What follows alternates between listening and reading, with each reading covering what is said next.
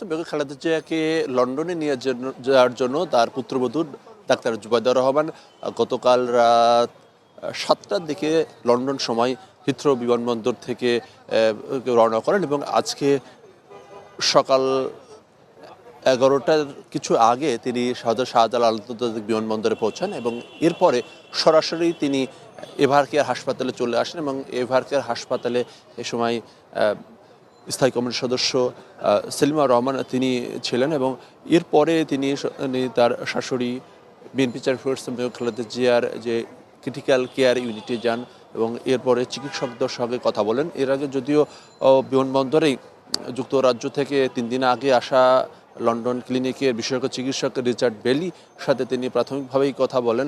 Nova LED TV, ঝকঝকে ছবি, নিখুঁত শব্দ, 5 বছরের ওয়ারেন্টি। নোভা মানে সঠিক মান, নিশ্চিত সেবা।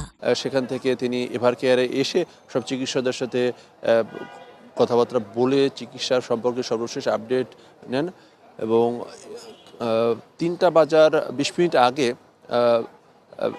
তিনি এই যে এভারকে হাসপাতাল থেকে তিনি বের হয়েছেন এবং ধারণা করা হচ্ছে তার বড় বোন শাহিনা খান জামান তার বাসাতেই গিয়েছেন। সে বিষয়টা আসলে আমরা স্পষ্ট নয় এবং তার সঙ্গে মিডিয়া সেলের সদস্য আতিকুর রহমান রুমন তিনি রয়েছেন এবং এবং বিএনপি চেয়ারপারসন বেগম খালেদা জিয়ার স্বাস্থ্যগত বিষয় নিয়ে আজকে অবশ্য দলের পক্ষ থেকে কোনো ব্রিফ করা হয়নি। আমরা আশা করছি বিকেল কিংবা সন্ধ্যা নাগাদ দলের স্থায়ী কমিটির সদস্য ব্যক্তিগত চিকিৎসক ডাক্তার AJM জাহিদ হোসেন তিনি যদি ব্রিফ করেন সে বিষয়টি আমরা হয়তো স্বাস্থ্যগত যে আপডেট সেটি হয়তো জানাতে পারবো। তবে তার লন্ডন যে পিছিয়ে গেছে সেটি আমরা দর্শকদেরকে আগেই জানিয়েছি। সেটি কাতারের আমিরের পাঠানো যে এয়ার অ্যাম্বুলেন্সটি সেটি যান্ত্রিক ত্রুটির কারণে সেখান থেকে রওনা করতে পারেনি এবং সেক্ষেত্রে দলের পক্ষ থেকে জানানো হয়েছে যে সেটি যান্ত্রিক ত্রুটি মেরামতের পরে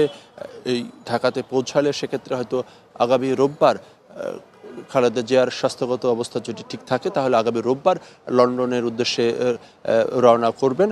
তো প্রায় 3 ঘন্টা মতো ডাক্তার জুবাইদা রহমান এভার কেয়ার হাসপাতালে ছিলেন এবং সেখান থেকে তিনি 2:40 দিকে তিনি এই হাসপাতাল থেকে তিনি বের হয়ে গেছেন।